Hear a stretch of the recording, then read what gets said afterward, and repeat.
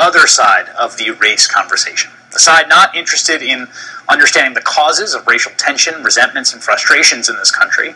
A side that doesn't want to hear about history because history was yesterday, and it's annoying to have to think about.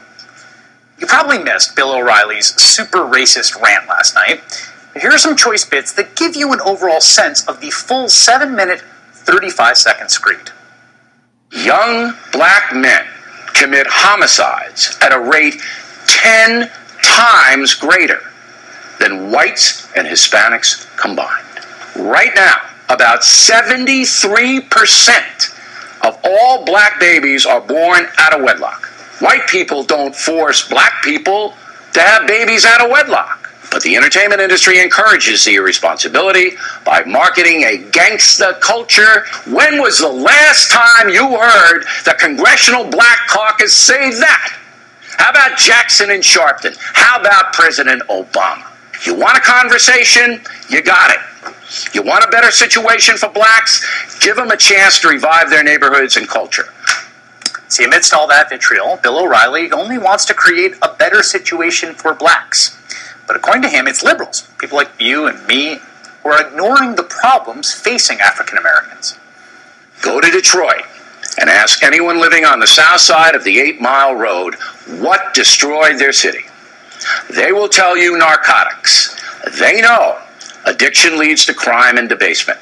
But what do the race hustlers and limousine liberals yell about?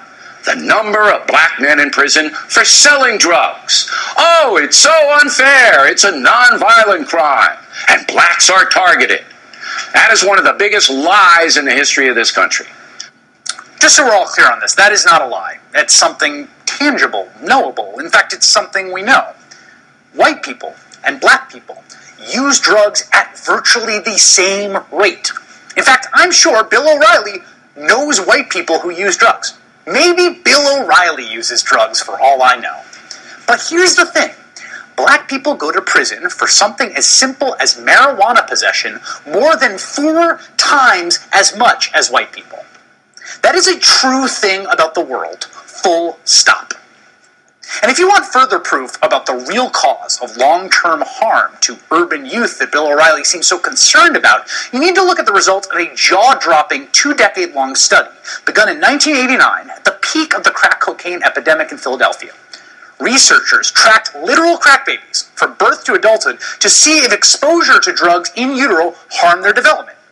The years of tracking kids have led researcher to a conclusion that she did not see coming.